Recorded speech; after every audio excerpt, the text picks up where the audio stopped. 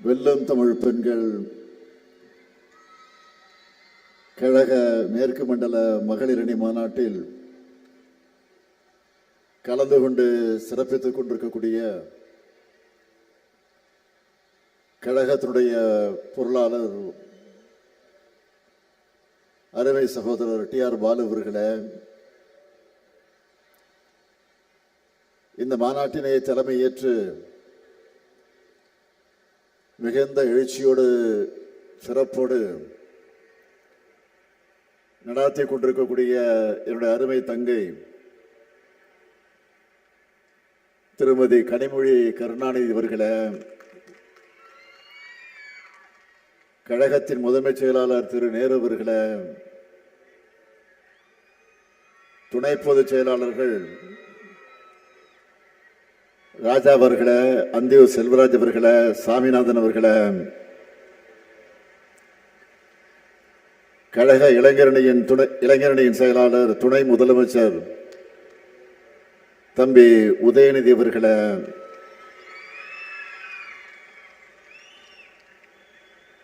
மாண்புமிகு அமைச்சர் முத்துசாமி உள்ளிட்ட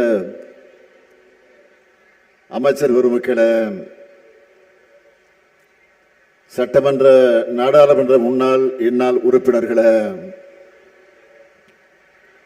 கழகத்தின் அமைப்பு செயலாளர் ஆர்.எஸ். பாரதி அவர்களே, துவக்கத்தில் அனைவரையும் வரவேற்று மகிழ்ந்திருக்கக்கூடிய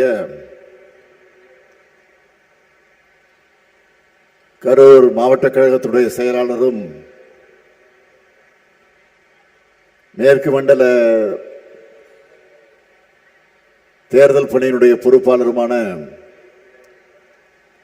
செயல் வீரர் செந்தில் பாலாஜி அவர்களே, திராவிடர் கழகத்தினுடைய பிரச்சார செயலாளர் வழக்கறிஞர் அருள்மொழி அவர்களே, மகளிர் தொண்டரணியின் செயலாளர் ராணி அவர்களே, மகளிரணியுடைய மாநில துணை செயலாளர்களே, மகளிரணியின் செயலாளர் திருமதி எலன் டேவிட்சன் அவர்களே, தலைமை கழகத்தினுடைய நிர்வாகிகளே, ஆற்றல் மிகு மாவட்ட கழகத்துடைய செயலாளர்களே, மகளிரணியுடைய மாவட்ட நிர்வாகிகளே, உள்ளாட்சி அமைப்புகளை சார்ந்திருக்கக்கூடிய பிரதிநிதிகளே, என் உயிரோடு கலந்திருக்கக்கூடிய தலைவர் கலைஞர் அவர்களின் உயிரினும் உயிரான அன்பு உடன்பிறப்புகளே, பத்திரிகை மற்றும் ஊடகத்துறை சார்ந்த நண்பர்களே, உங்கள் அனைவருக்கும் என்னுடைய அன்பான வணக்கம். கருப்பு சிவப்பு கடல் போல லட்சக்கணக்கான பெண்கள், தாய்மார்கள் இப்படி ஒரே இடத்துல கூடதான் கூடியிருப்பதாக வரலாறே இருக்காது. உங்களை பார்க்கவே ஒரு பவர்ஃபுல்லா இருக்கு. இப்போ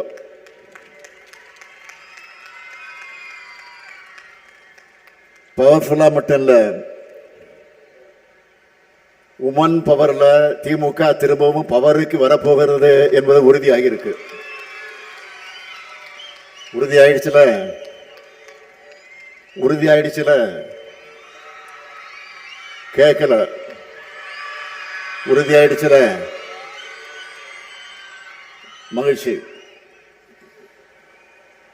இப்படி ஒரு பவர்ஃபுல் மாநாட்டை மிக சிறப்பாக இந்த மாநாட்டு பணிகளை எல்லாம் முழுமையாக தன்னுடைய தோளில் சுமந்து வெற்றிகரமாக நிறைவேற்றி காட்டி இருக்கக்கூடிய ஆற்றல் மிக்க செயல் வீரர் என்னுடைய அன்பு சகோதரர் செந்தில் பாலாஜி அவர்களுக்கு முதல்ல என்னுடைய மனமார்ந்த பாராட்டுக்கள். எந்த களத்தில் இறங்கினாலும் அவருக்கு கொடுத்த பணியை பிரம்மாண்டமா செய்யக்கூடியவர் செந்தில் பாலாஜி அவர்கள். மேற்கு மண்டல மாவட்டங்கள் இருக்கிற மக்களோட அன்பும் ஆதரவும் அவருடைய திறமையும் ஒன்று சேர்ந்து நம்முடைய எதிர்பார்ப்புகளை மட்டுமல்ல அதுக்கு மேல நிறைவேற்றி காட்டக்கூடியவர். அதேபோல் இந்த மாநாட்டுக்கு தலைமையேற்றிருக்கக்கூடிய கழகத்தின் துணை பொதுச் செயலாளர், நாடாளுமன்ற குழுவினுடைய தலைவர், என்னுடைய அன்பு தங்கை கனிமொழி அவர்களுக்கும்,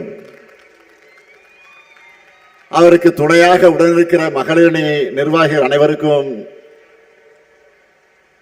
தலைமை கழகத்தின் சார்பில் என்னுடைய பாராட்டுக்களையும் வாழ்த்துக்களையும் நன்றியையும் நான் தெரிவித்துக் கொள்கிறேன். கனிமொழியை பொறுத்தவரை கவிஞர், பத்திரிகையாளர், மரபு கலைகள்ல ஆர்வம் கொண்டவர்னு பன்முக திறமை கொண்டவர். எப்பவுமே புன்னகை மாறாத முகத்தோடு இருப்பார். இப்ப பாருங்க, முகத்தை பாருங்க.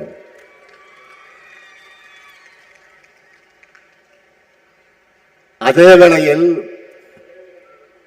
நாடாளுமன்றத்தில் உரிமை குரல் எழுப்பும் போது கர்ஜனை மொழியாகவும் சீருவார்.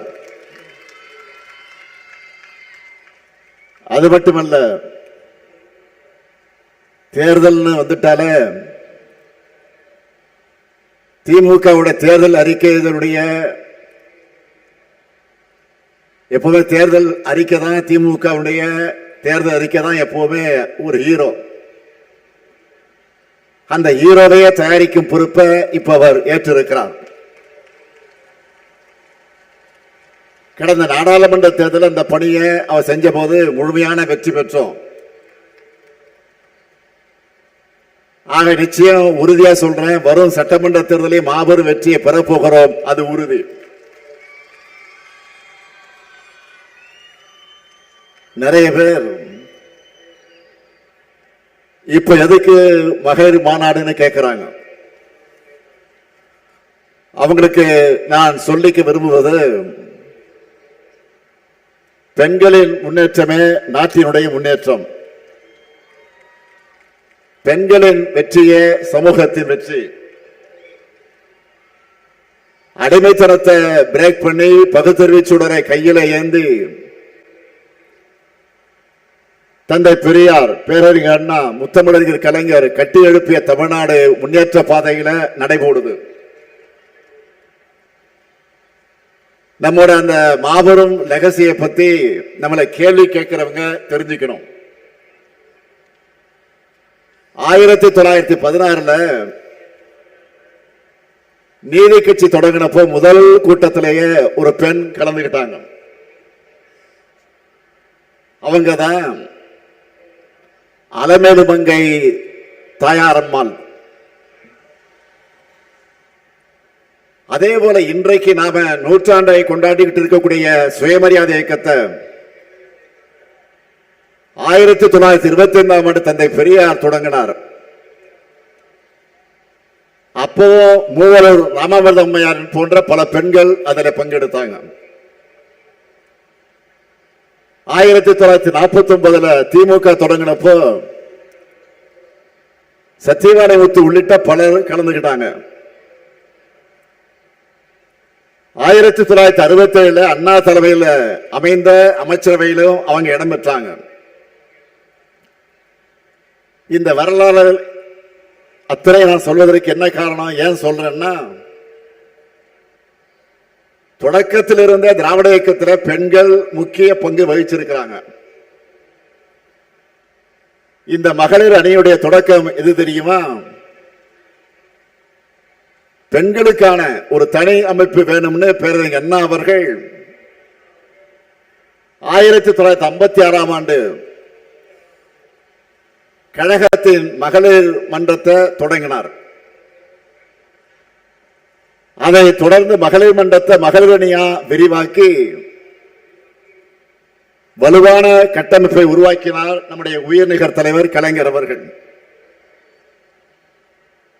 மிகப்பெரிய மாநாடுகளையும் நம்ம மகளிர் அணி நடத்தி இருக்காங்க. அதனுடைய தொடர்ச்சி தான் நீங்க எல்லாரும். நிறைய இளம்பெண்கள் இங்க வந்திருக்கிறத பார்க்கும்போது பெருமையா இருக்கு. திராவிட இயக்கத்தில் பெண்கள் பங்களிச்ச வரலாற்றை தெரிஞ்சுக்கிறது மட்டும் இல்ல, திராவிட இயக்கத்தால் பெண்கள் அடைந்த வளர்ச்சியை உங்க வயசுல இருக்கக்கூடிய மற்ற பெண்களுக்கும் எடுத்து சொல்லணும். 100 ஆண்டுக்கு முன்னே நம்முடைய முன்னோர் அவ்வளவு செஞ்சிருக்காங்களே, இப்ப நாம அதையும் தாண்டி பணியாற்றணும்னு உங்களுக்குள்ள ஒரு உத்வேகம் பிறக்கணும்.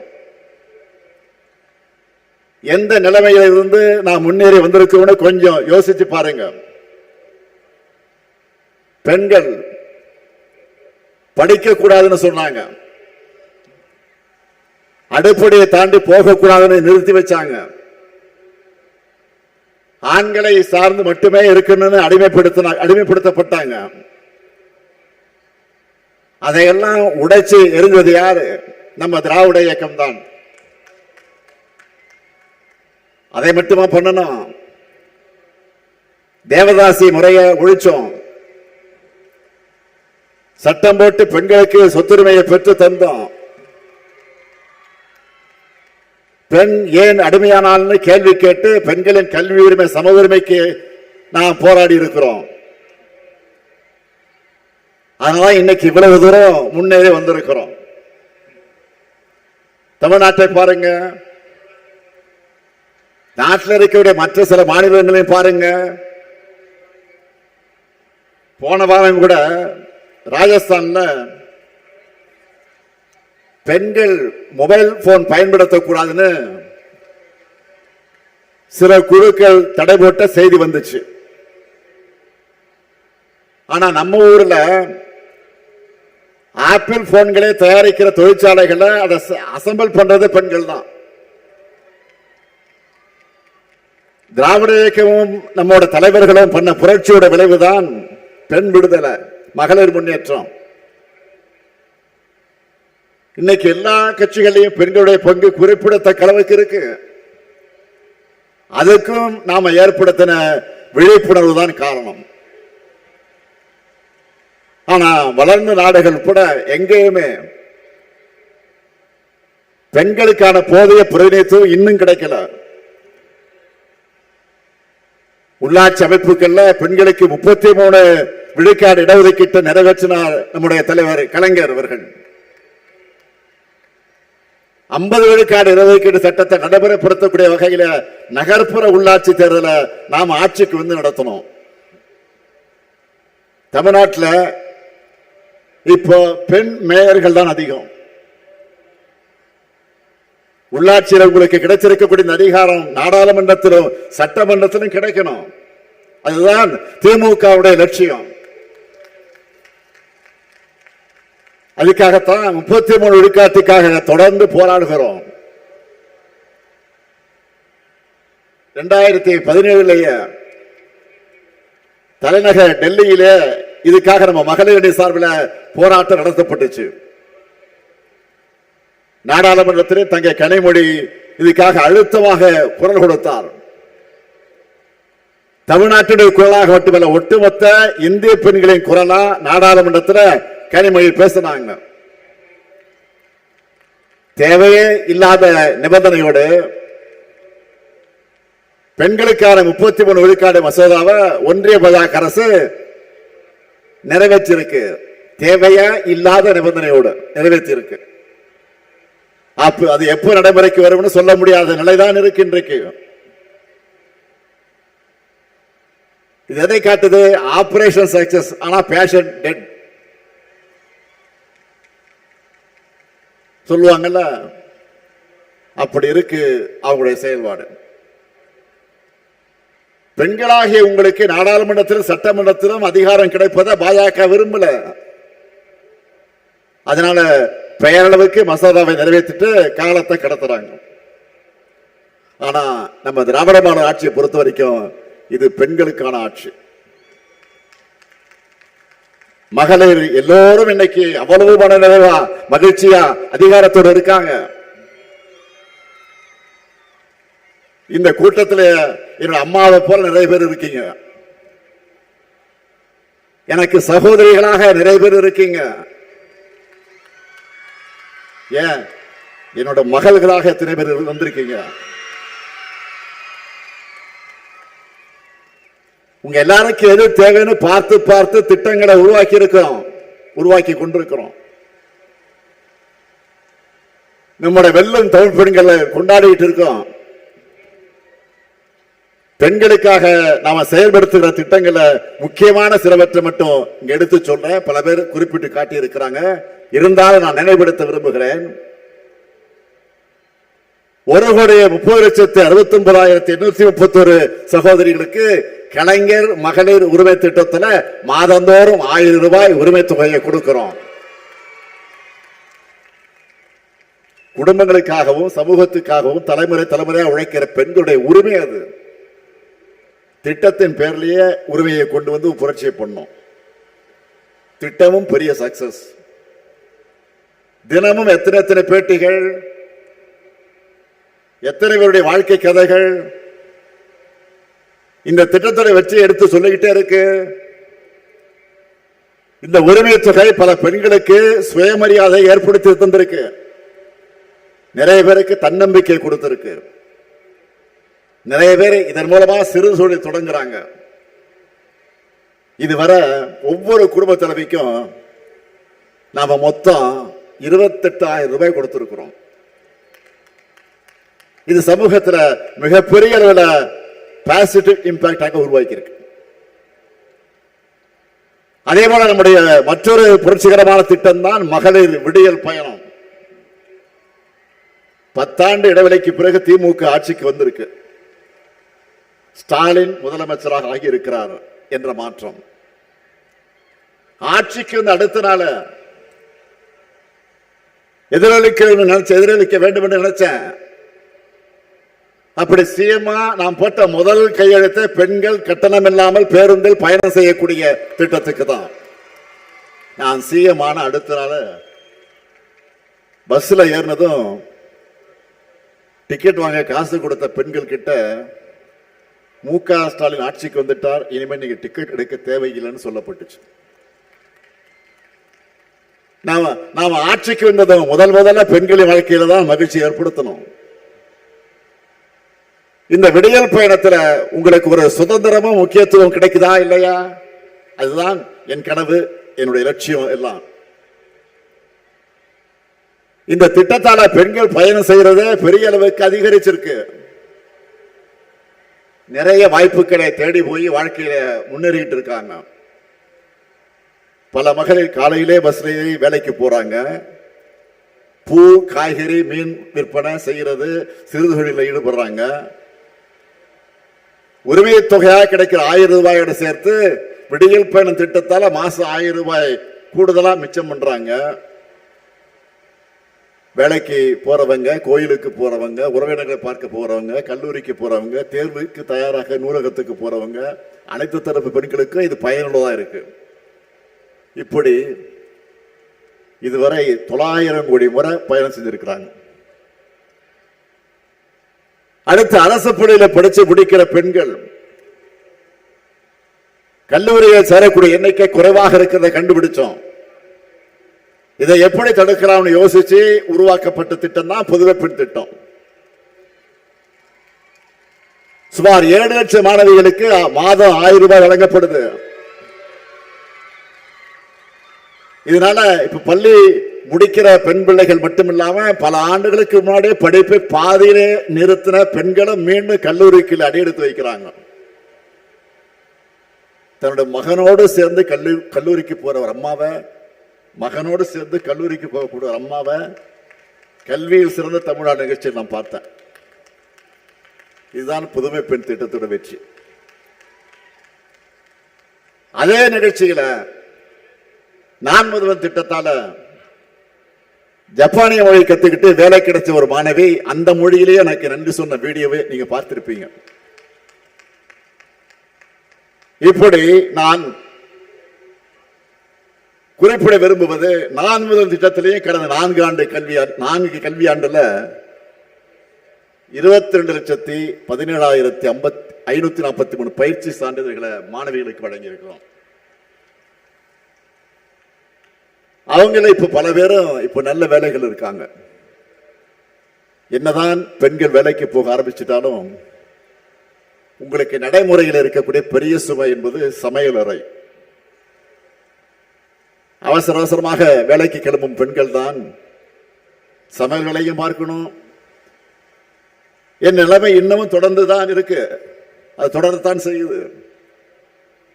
இதனால சில நேரங்களில் குழந்தைகளுக்கு காலை உணவை சரியா ரெடி பண்ண முடியாத சூழல் ஏற்படுது. பெண்களுடைய சமையலறை சுவையும் குறைக்கணும், குழந்தைகளுக்கு சத்தான உணவையும் சுவையான உணவையும் பரிமாறணும் தான் காலை உணவு திட்டத்தை உருவாக்கி இருக்கிறோம். இதனால ஒவ்வொரு நாளும் 19,34,069 குழந்தைகள் வயிறார சாப்பிடுறாங்க. அந்த குழந்தைகளை பெற்ற தாய்மார்கள் தங்கள் பாரம் கொஞ்சம் குறைஞ்ச நிலையில நிம்மதியோடு இருக்காங்க. அது மட்டும் இல்ல, நான் தொடர்ந்து திரும்ப திரும்ப வலியுறுத்தி சொன்ன விஷயம் கல்விதான். யாராலையும் திருட முடியாத சொத்து. அதுலயே ஒரு பெண் படிச்சா அந்த குடும்பத்தோட 4-5 தலைமுறையை முன்னேற்ற முடியும். அப்படிப்பட்ட பெண் கல்விக்கு முக்கியத்துவம் கொடுத்து பெண்களுடைய கல்லூரி கனவு தடைபடக்கூடாதுன்னு தான் புதுமை பெண் திட்டத்தை உருவாக்கி இருக்கிறோம். இந்த திட்டத்தில் மாதம் 6,92,471 மாணவிகளுக்கு 1000 ரூபாய் வழங்கிட்டு இருக்கோம். நகர்ப்புற வாழ்விட மேம்பாட்டு வாரியம் சமத்துவபுரம்னு அரசு வழங்கக்கூடிய வீடுகளுக்கான ஒதுக்கீட்ட அந்த ஆணைகளை கூட குடும்பத் தலைவரின் பேரில் தான் கொடுக்கிறோம். அது மட்டும் இல்ல, பெண்களின் பேர்ல பதியப்படக்கூடிய அசையா சொத்துக்களுக்கு பதிவு கட்டணத்தில் 1 விழுக்காடு சலுகையும் கொடுத்திருக்கிறோம். கனிமொழி பேசுகிற போது சொன்னார, நம்மளோட முயற்சிகளால கடந்த 4 ஆண்டுகள்ல ஸ்டார்ட் அப் நிறுவனங்களோட எண்ணிக்கை 6 மடங்கு உயர்ந்திருக்கு. அதையே இந்த நிகழ்ச்சியில நான் குறிப்பிட்டு சொல்றேன்னா, அந்த ஸ்டார்ட் அப் நிறுவனங்களோட எண்ணிக்கையில சரிவாதி நிறுவனங்களை பெண்கள் தான் தலைமையேற்று நடத்துறாங்க. இதுதான் தமிழ்நாட்டுடைய தனித்துவமான சாதனை. அதே போல கிராமப்புறங்கள்லையும் பெண் தொழில் முனைவோர்களை வழிகாட்டி வளர்த்தெடுக்கிற தமிழ்நாடு ரைஸ் டிஎன் ரைஸ் திட்டமும் வெற்றி பெற்றிருக்கு. இதன் விளைவா இந்தியாவிலே அதிகபட்சமா தமிழ்நாட்டில் தான் 13 விழுக்காடு பெண்கள் தொழில் முனைவர்களாக பொருளாதாரத்துக்கு பங்களிக்கிறாங்க. அடுத்து மகளிர் சுய உதவி குழுக்கள் 1989 தான் திமுக ஆட்சியில கலைஞருடைய ஆட்சி காலத்துல தான் தொடங்கின திட்டம். அது தொடர்ந்து 2006 கழக ஆட்சி அமைஞ்சதும் உள்ளாட்சித்துறை அமைச்சராக இருந்தேன்னா எல்லா மாவட்டங்களையும் சுற்று பயணம் செஞ்சேன். ஒரு முறைக்கு 2 முறை போனேன். பல மணி நேரம் நின்று ஆயிரக்கணக்கான சகோதரிகளுக்கு கடன் உதவிகளை வழங்கினேன். கால் வலிக்க வழங்கினேன். இந்த திட்டத்தை பெரிய அளவில் விரிவுபடுத்தணும். திராவிட மாடல் ஆட்சியை இன்னும் அது வளர்ந்து புது ரெக்கார்ட் படைக்கக்கூடிய அளவுக்கு இப்போ 1,39,520 கோடி ரூபாய் லோன் கொடுத்திருக்கிறோம். இப்போ உயர்கல்விக்காகவும் வேலை காரணமாக சொந்த ஊர்களை விட்டு போய் தங்கக்கூடிய பெண்கள் பாதுகாப்பா தங்களுடைய சொந்த வீட்டில் இருக்கிற மாதிரி உணர்வோடு தங்க வேண்டும் என்று இதுவரை 19 தோழி விடுதிகளை உருவாக்கி இருக்கிறோம். மேலும் பல புதிய விடுதிகளை கட்டிக்கிட்டு இருக்கிறோம். இப்போ நான் சொன்ன திட்டங்கள் எல்லாம் ரொம்ப குறைவுதான், சொல்ல நிறைய இருக்கு, நேரம் இல்லை. சிம்பிளா சொல்லணும்னா திராவிட மாடல் ஆட்சி பெண்களுக்கான ஆட்சி. ஏன் பெண்களுக்கு முன்னுரிமை அப்படின்னு சிலருக்கு இயல்பா கேள்வி வரும். பெரியார்கிட்டையும் இப்படி ஒரு கேள்வியை முன் வச்சாங்க. அப்போ என்ன சொன்னார் தெரியுமா? அந்த பெரியார் என்ன சொன்னார் தெரியுமா? இந்த பயன்கள் எல்லாம் உங்கள் வீட்டில் இருக்கக்கூடிய உங்களுக்கு, உங்களுடைய சகோதரிகள், உங்களுடைய மகள்கள், உங்களுடைய மனைவி, உங்க தாய்மார்களுக்கு தான் போய் சேருது. அவங்க முன்னேறினா உங்களுடைய சுமையும் தான் குறையும்னு ரொம்ப பிராக்டிக்கலா பதில விளக்கமா தந்தார் தந்தை பெரியார் அவர்கள். தந்தை பெரியாருடைய பதில்தான் இந்த முத்துவேல் கருணாநிதி ஸ்டாலினுடைய பதிலும். பெண்கள் முன்னேறினாதான் ஒட்டுமொத்த சமூகம் முன்னேறணும்னு நாம இவ்வளவு செய்யறோம். ஆனா ஒன்றியத்தில் ஆட்சி நடத்துகிற பாஜக அரசு என்ன பண்ணி இருக்கு சொன்னாங்களே. தம்பி உதயநிதி சொன்னார், தங்கை கனிமொழியும் குறிப்பிட்டு சொன்னார், நாடு முழுக்க இருக்கக்கூடிய பெண்களுடைய வாழ்வாதாரத்துக்கு துணையாக திட்டம் எது? மகாத்மா காந்தி பெயரில் 100 நாள் வேலை திட்டத்தை இன்னைக்கு இழுத்து மூடி இருக்கிறாங்க. நான் டேட்டாவோட சொல்றேன், கடந்த 4 ஆண்டுகள்ல 100 நாள் வேலை திட்டத்தில் பயனடைந்தவருடைய விழுக்காடு எத்தனை விழுக்காடு பெண்கள் தெரியுமா? சொன்ன ஷாக் ஆகிடுவேன். 88% பெண்கள் தான். பெண்களுக்கு வாழ்வளித்த இப்படிப்பட்ட திட்டத்தை தான் நிறுத்தி இருக்காங்க. இதனால கிராம பொருளாதாரமும் பணப்புழக்கமும் அடிவாங்க போகுது. பாஜகவோட இந்த நடவடிக்கை பெண்களுக்கு முற்றிலும் விரோதமானது. அதுக்கு ஒத்து ஊதுறது யாரு? எதிர்க்கட்சி தலைவர் பழனிசாமி அவர்கள். அவர் என்ன சொல்லுகிறார்? 100 நாள் வேலை திட்டத்தை நிறுத்தல, 125 நாளா உயர்த்திருக்காங்கன்னு பச்சை பொய்ய பிரச்சாரமா பண்ணிட்டு இருக்காரு. யாரு? திரு எடப்பாடி பழனிசாமி அவர்கள். ஏற்கனவே ஆண்டுக்கு சராசரியாக 47 நாள் தான் வேலை கொடுத்திருக்காங்க. இனி அதுவும் கொடுக்க போறதில்ல. இது போதாதுன்னு புது திட்டத்தில் நிதிச்சுமையும் மாநிலங்களுடைய தலையில கட்டிட்டாங்க. இன்னும் எக்கச்சக்க கண்டிஷன்லாம் போட்டிருக்கிறாங்க. அதெல்லாம் வச்சு பார்த்தா இதுவரை கிடைச்ச 40 சொச்ச நாள் கூட இனி வேலை தெரியாத கிடைக்குமான்னு தெரியாத நிலையில நாம இருக்கோம்.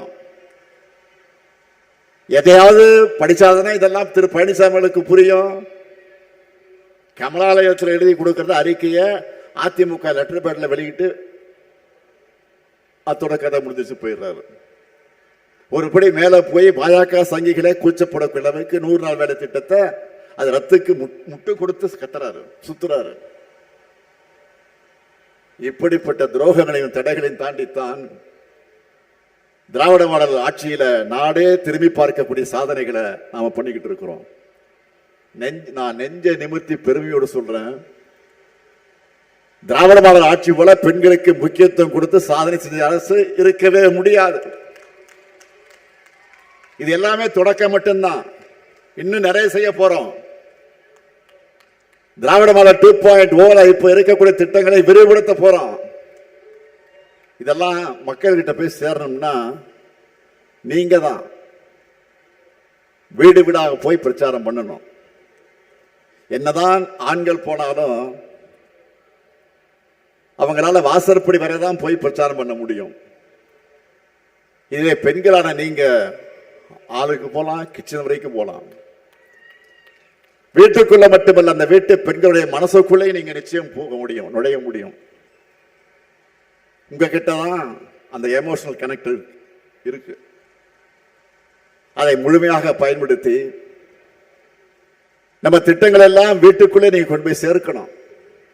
உரிமை தொகை, விடியல் பயணம், புதுமை பெண் போன்ற பல்வேறு மகளிர் நல திட்டங்கள் தொடரணும்னா இந்த ஸ்டாலின் திராவிட மாடல் ஆட்சி தொடர வேண்டும் என்று நீங்க எடுத்து சொல்லுங்க.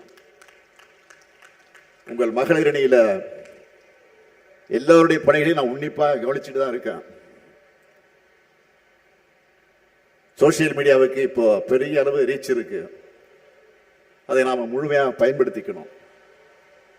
மகளிர் அணியில குறிப்பிட்டு சொல்லணும்னா அனிச்சம் கனிமொழி, மருத்துவர் யாழினி போன்றக்கூடிய சோசியல் மீடியா செயல்பாடுகள், விவாதங்கள் சிறப்பா இருக்கு. எல்லாரும் பாராட்டுறாங்க. இவங்களை போல இன்னும் எத்தனையோ பேர் சிறப்பாக செயல்பட்டு இருக்கீங்க. அது இன்னும் பல மடங்கு அதிகமாகணும். நிச்சயம் அதை செய்வீங்கன்னு நான் நம்புறேன். என்னை பொறுத்த வரைக்கும் தங்கை கனிமொழிக்கு மட்டும் நான் அண்ணன் இல்லை, இங்க வந்திருக்கக்கூடிய கொள்கை சொந்தங்கள் அவங்க எல்லோருக்கும் நான் அண்ணன் தான். உங்க குடும்பத்தில் ஒருத்தன் தான் நான்.